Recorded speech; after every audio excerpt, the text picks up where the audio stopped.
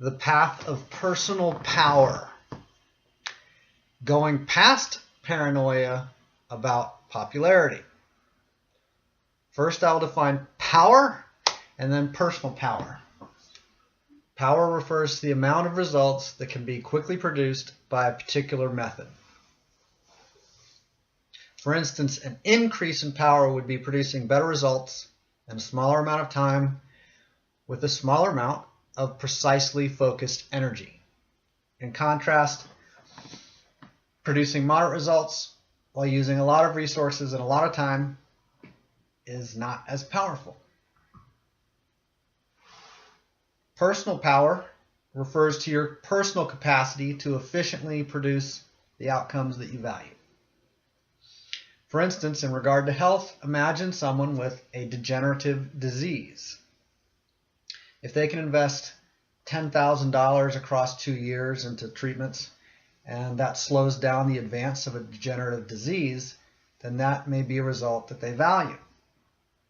In my own case, I experienced the symptoms popularly labeled as multiple sclerosis, and I spent $5 to add something to my diet, something that's been common for humans to consume for many thousands of years. And then the morning after I ate only $5 of that special food, I recovered my ability to walk overnight. Compared to the results that most people with MS experience, my results were very powerful. They were effective, very quickly, and with very little resources used. Now, how can we increase our personal power? First, personal power is not the same as popularity. I note this because most of what prevents people from experiencing personal power is a paranoia about maintaining social popularity. People may be resistant to research an unfamiliar approach to healthcare. Why?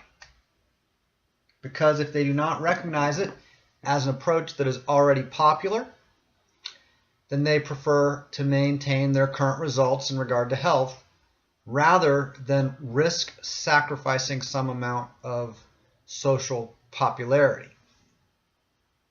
Clear? Having a serious medical problem or even a disability like I had can be a very effective way to attract social interaction with others. I need help. Many people would prefer to maintain poor health or even reduce their health in order to attract social engagement from others.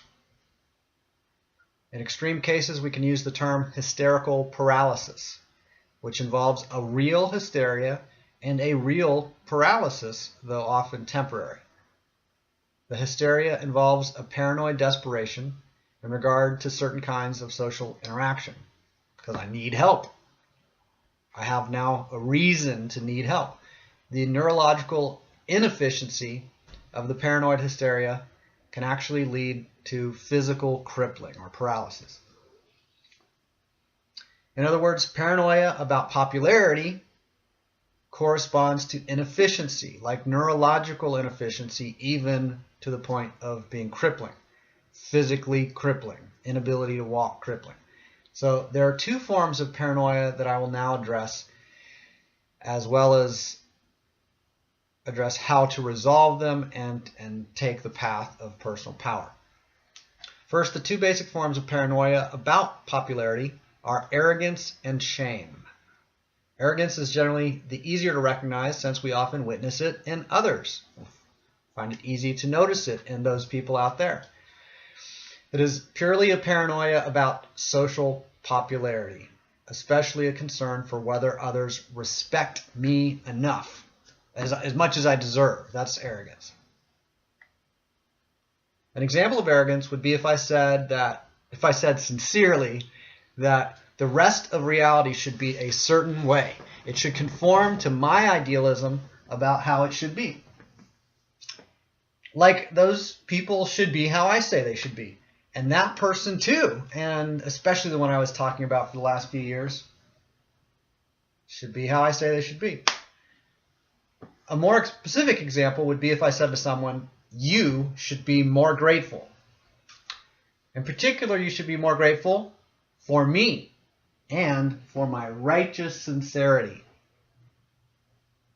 I may not produce the valued results powerfully, but I try very hard, investing lots of time and energy and resources. So you should thank me for my inefficiency because it's so sincere. However, you never ever do, and your lack of approval for me is very disappointing and quite frustrating and really just plain insulting. So because of my long list of excellent justifications, I condemn you for not praising me more. Not that I'm preoccupied with social popularity, because that is obviously not true. Therefore, I demand that you must either praise my mediocrity or prepare to be excluded, if not attacked. Come on, say that I am not at all concerned with social approval or popularity. Say it. Say it by the time I count to 10, or else I will be forced to punish you severely. Not that I care about it or anything. So, what is behind such a panic of arrogant shaming? The projection of shame towards some target of demonization or vilification is always from one's own pre-existing shame.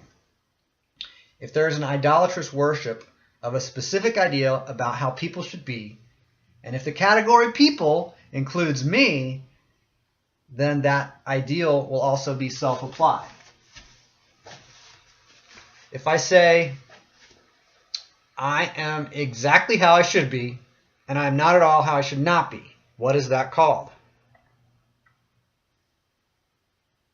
That can be called rigidity, with physical crippling in extreme cases.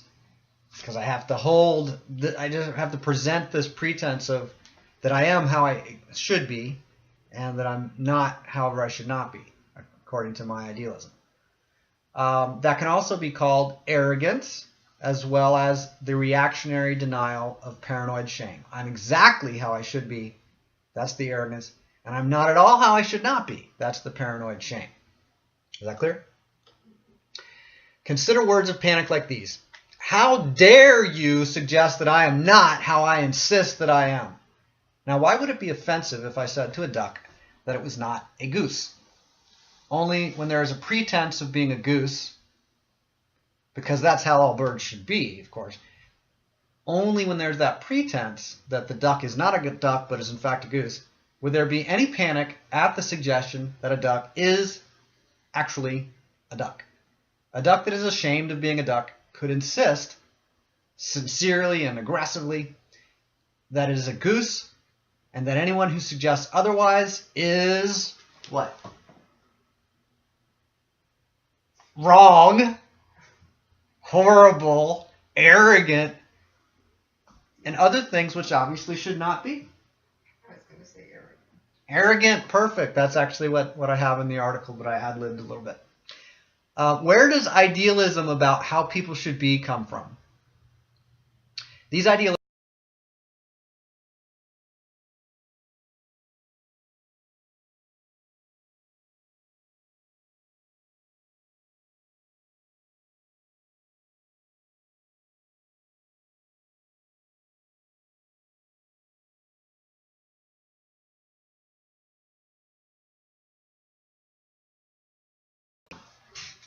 So, a paranoid preoccupation with idealism about popular views of how things should be is inefficient.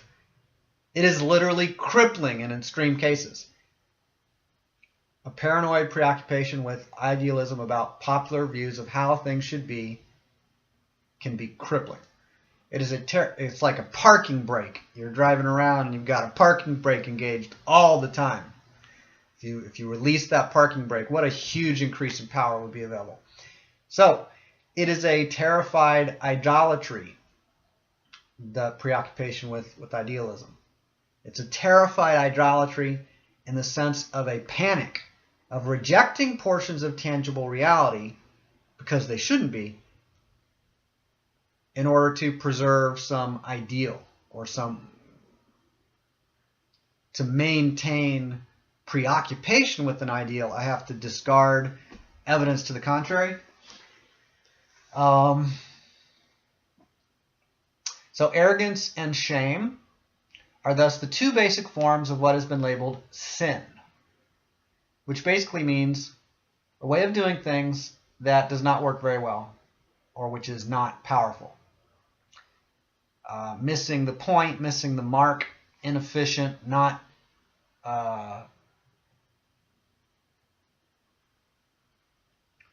skillful. That's, the Greek origin of sin, the word sin, or you know what I'm trying to say? Yeah. The word that gets translated into English as sin. So here's the traditional formula for spiritual maturity. Forgive others. Stop condemning them in a panic of paranoid arrogance. Forgive them, and then you will experience relief from your own shame. Also, in case you were wondering how many times you should forgive others for being however you condemn them for being, here's how many times you might choose to forgive them if you're interested in spiritual maturity.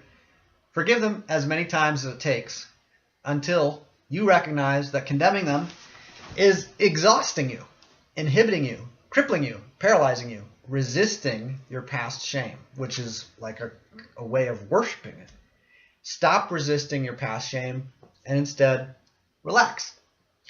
The activity of forgiving or repenting is a powerful method for releasing the crippling tensions of shame. When the paranoid idealism of the panicking ego or persona is totally exhausted or extinguished, that is called a spiritual rebirth or nirvana. You might wonder, what is it like to live without a crippling paranoia about popularity? The absence of paranoia does not imply a disregard for the importance of reputation. Those who say that they disregard reputation may only be saying that in order to attract social approval for their pretense of self-acceptance. They may still practice self-rejection, as evident in their frequent, intense projection of disgust towards others. Look, that particular government really should not be how they are. It is simply disgusting and shameful, and we should get together and have a big protest. Right? All arrogant contempt is a form of paranoia or panic. It is a signal of underlying shame. So in contrast to arrogance and shame, what is the absence of shame like? First, recall that shame is a splitting of personality into two distinct realms, really even three. Number one, things that are important because they're how I should be, which is how I really am, according to the one ashamed. And then the second category is how I should not be, which, yes, I used to be in a few ways, but I heroically recovered from those personality flaws. Like now I'm beyond evil emotions like fear or disappointment or frustration or desire, which are emotions for evil people, and obviously I'm not one of those. So there's number one, how I should be, which is how I really am. Number two, how I should not be, which of course I'm not, according to the one who's operating from this split of personality and shame. And then number three, just an extra thing, is everything that's not important. It's like it's not something that I glorify as how I should be or demonize as how I should not be. So the absence of shame has no network of physical tension. There is a potentially crippling network of physical tension in the presence of shame, self-rejection. In the absence of shame, there is no network of physical tension, or not from shame. It could be from injury or whatever, but not from shame. So the physical body is not repressing facial expressions or holding the tongue. This is a tremendous physical relief. Further, there is no sincere pretense. There may be pretense, but it won't be sincere pretense. It's also known as a sense of humor or playfulness, like this. Oh yeah, look at this picture of me from that one Halloween. I'm the one dressed up as the Incredible Hulk. I was so angry and violent that my little sister was scared to go door to door with me at first. We had a lot of fun though. I was pretending to be the Incredible Hulk character, and I was very violent and angry because I was the Incredible Hulk. And I can play in that persona or in that archetype if I'm relaxed from projecting out into my social peer group the idea that I'm never angry. So if I relax that paranoia about pretending to never be angry, then I can actually play with anger. Someone who's pretending not to be angry won't be able to dramatize anger, won't have a sense of humor about it. They'll be really paranoid.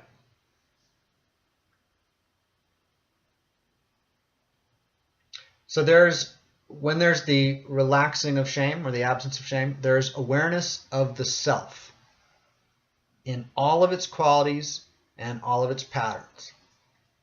That contrasts with the various intensities of multiple personality schizophrenia, as in the simultaneous condemnation and repression of certain shameful patterns, and also the intense glorification of a few select ways that one may pretend to be, with that pretending being a form of panic, a paranoid arrogance about social popularity. That's why there's the pretense, that sincere pretense, because I want to present that I'm the glorified right way to be, the way that I should be, that all people should be. So what about the absence of arrogance? When I accept reality as it actually is, including all of the various forms of idealism and social paranoia and so on, that can be called humility. I do not desperately presume to condemn any of the forms of the Almighty Creator or of the universe. In the ancient Hebrew oral tradition, the oral tradition of the ancient Hebrews, the principle of humility was presented like this, as later recorded in writing. This was in the 2nd chapter of Ecclesiastes. For everything in creation, there is a purpose and a proper season, a time for love and a time for hate, a time for peace and a time for war, a time to sow and also a time to reap or to harvest what has been planted. So what is the natural, logical extension of humility? Okay, so everything, I'm allowing and accepting everything in reality, like everything out there. What else am I accepting from a mode of humility? I'm accepting of myself. After I withdraw my condemnation and contempt from others, then what is left? When I accept that everything in creation has a purpose and a proper season, then that includes all people and all the behaviors of people, including me and all of the behaviors that I have ever done and that anybody in my life has ever done in my midst. It's a general amnesty. It's a general withdrawing of condemnation. So that humility, when I actually turn that acceptance and humility towards myself, then there's a return to innocence. There's a developing of self-respect rather than self-rejection and self-repression. There's a developing of self-respect or pride. It's not a false pride, which is arrogance. It's actual pride, like a confidence. I don't need to argue with people about it. I'm actually just confident, and I'm self-accepting. So that's called self-respect or pride. In contrast to self-rejection, in order to pursue social popularity desperately by maintaining a pretense that I am exactly how I should be, self-respect is relaxed and alert and attentive. So the maintaining of the pretense that I'm exactly how I should be is in order to attract social popularity, right? And that is a form of tension or self-rejection. It can even be crippling.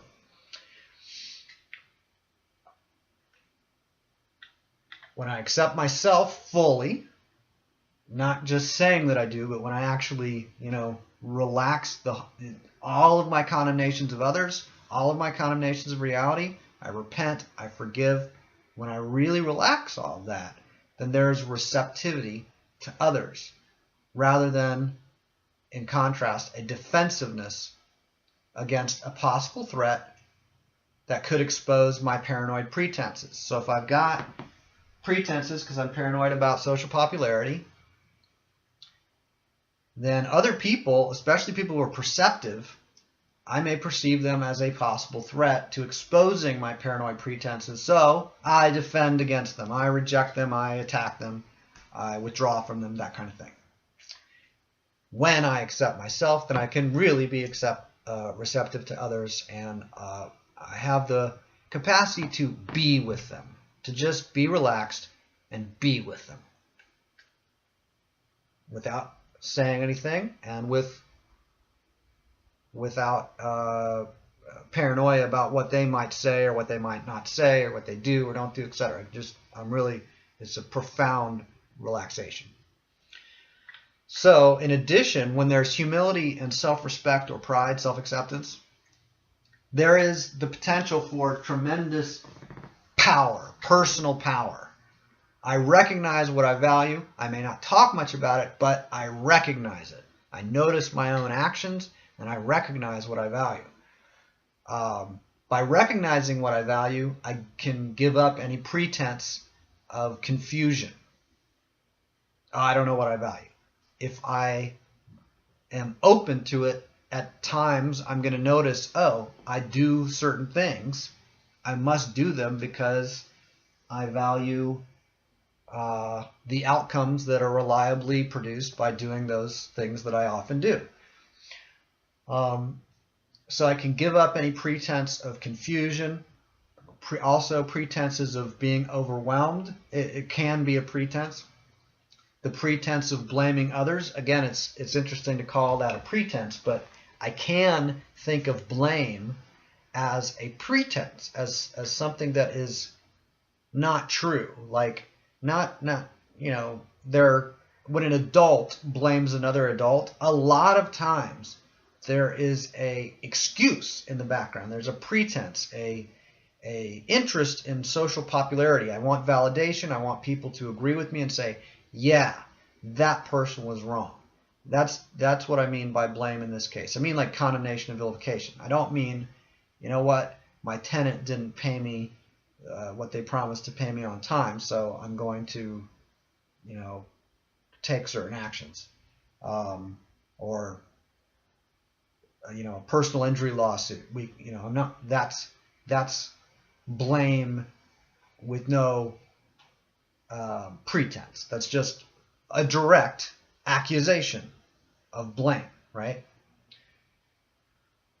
So this idea that I've been pretending to be a victim when actually I've been powerful, that's because I'm afraid of being powerful, but also because I don't want to threaten my popularity. I have a social paranoia about popularity, so I play small. I keep my behaviors and my comments within the approved range.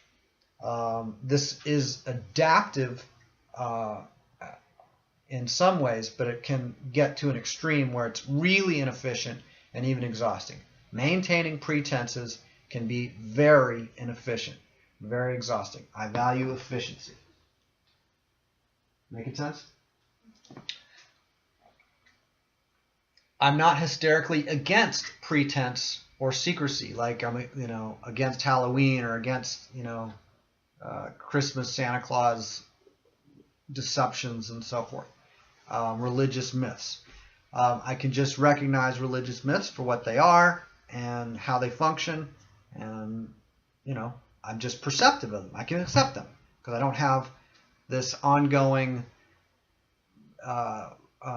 responsibility to police the world and fix everything that isn't how it should be and protest everything that isn't how it should be. I'm not hysterically against anything, including I'm not hysterically against pretense or secrecy, like what is used in government. So militaries or in sports, they'll have pretense where they fake a play. In governments, they may have deception and warfare or secrecy, and they don't tell what their secret weapon is because it's a secret weapon and they want it to keep it a secret. So in business and government and whatever, I recognize that secrecy happens. Pretense, deception, vagueness, all sorts of things can be what happens. There's a time and a place and a purpose for every method under heaven, quoting Ecclesiastes again. So I simply value perceptiveness. Those whom I perceive to be lacking in perceptivity and power, if they're not perceptive, then they probably don't have precision and power. So if I perceive someone to be lacking in perceptivity, then I may withdraw from them as relatively low value. The more precise my own perception is, through ongoing refining, through trial and error, through openness to altering my presumptions, the more precise that my own perception is, the more powerfully I can invest my resources and monitor my results. So I recognize what works and how well each method works. I'm open to precise measurements as well as open to input and mentoring. However, again, I may be very selective about whose opinions I value. I avoid inefficiency.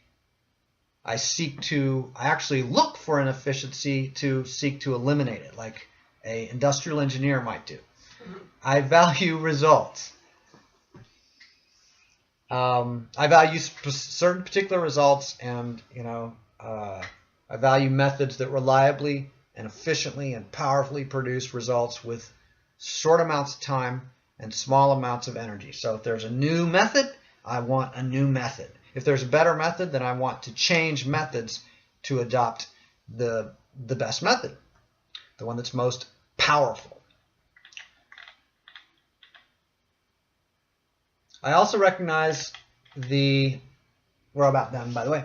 I also recognize the tremendous popularity of certain forms of paranoia and panic. They're just very popular socially. Many organisms react neurochemically with great intensity, and they call it being disgusted or disturbed by even the speaking or communicating of a contrary perspective. The threatening perspective that violates their pretense of how things should be when it's clearly stated that things aren't in accord with some model of how things should be. Some people have a violent neurochemical reaction, or an intense neurochemical reaction of disgust or disturbance.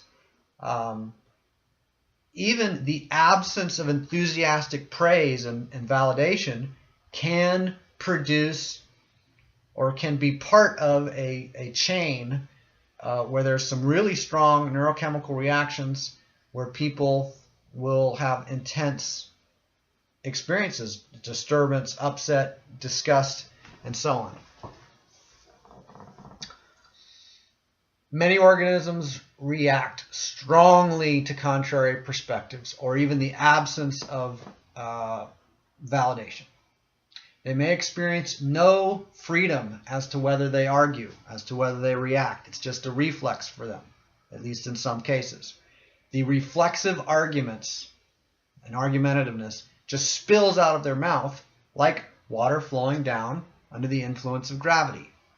It's a natural process. You drop this and it falls. I don't know if you can see that. You drop this and it falls. There's something bigger. Drop this and it falls. Okay. So that's how it works with some folks, is you trigger, if there is a trigger for their outbursts of rage, like if they're repressing rage, and there's some trigger for an outburst of rage, they're going to reflexively experience that rage. It's not a choice for some people. In their experience, it simply is a cascade or like an avalanche of chemicals and emotions and speaking, and they're arguing before they even know they're arguing, and they're repeating the same old condemnations or the same old points of logic that they've been programmed to repeat through decades of whatever indoctrination. So they might say things like this: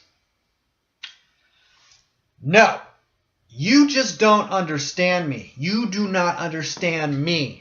And you should. You should thank me for informing you of the horrible dangers of your ways. If you don't adopt my model of sincere, fundamentalist idealism now, right now, then how is your ego ever going to get into heaven when your body dies? If you're not paranoid now like me, then you'll be condemned to an eternity of torture, of fearing future punishment and paranoia in the future. If you're not paranoid now, see, you're going to fear paranoia in the future. So, I mean, how can you even think of stopping your practice of agonizing? How can you even think of that? If you stop agonizing, then who will I have around in agony with me? Do not betray me. Misery loves company. I need you to desire my path to salvation. It's very long. It has 666 simple steps. It takes about 15 lifetimes. But it's a very popular path to salvation. And I can feel that the force is strong within you. Take my hand now and join me. And we will take the path to eventual salvation in the distant future. The path of personal power, it's just a temptation of the devil. And the devil is a threat to my God, who I claim is almighty. Yet I also claim that the almighty God is threatened by one of his creations, the devil. Kind of like a branch is threatened by a tree that creates the branch, right? So listen, you're trying to interrupt me by being quiet and calm and just listening attentively. I see what she's doing. Listen, because you weren't. I can tell. Listen, how are you going to earn your way into heaven if you stop panicking? How are you going to obsess over pretending to be how you should be if you stop worshiping a particular idolatry of how you should be? God punishes those who forgive humbly. It's in the Bible. God punishes those who forgive humbly. Don't condemn yourself to hell by practicing repentance and humility. That is for fools. Agonizing is the path to salvation. Very long, very hard, and sincere. Agonizing is the path to salvation. Fear the devil very much. Fear the devil. The devil is so powerful that rather than admit that you've been worshiping a crippling ideal of a powerful devil, you should think constantly about the immense importance of reverse psychological warfare. It's one of my new favorite terms. Reverse psychological warfare. Reverse psychology simply should not exist. It simply should not exist. Simply should not exist. Psychological warfare is deceptive, disturbing, disgusting, and contributes to paranoia and mental illness, which it should not. That is why you need to rescue humanity from reverse psychological warfare by last year. That's when you should have rescued humanity from reverse psychological warfare. You're late. It's a tragedy. It's a shame. It's not just one possible story. It's not a myth. It's not just a way of relating to reality through the use of language to presumptively label things and then reflexively organize your attention and your interpretations of reality and your responses to your own interpretations.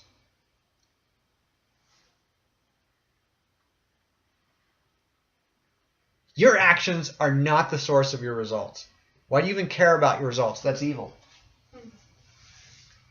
Finally, personal power is just plain wrong. Paranoia about popularity is holy.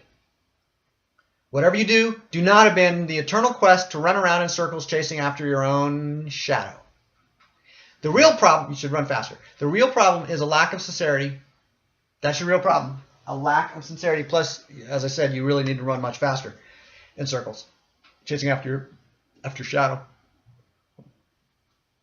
I recommend that you produce radically different results by trying the same old methods and then complaining when they produce the same old results. That's what I recommend. Now, faster, faster. You do agree with me, right? If you, No? Okay, if you don't agree with me, I'm going to get really upset and then guilt trip you. Okay. And no one wants that. No one. I totally hate guilt trips. You should not be laying guilt trips on me. That is the reason I am so frustrated with the results of my actions, by the way, because you have been distracting me by guilt tripping me too often and in the wrong way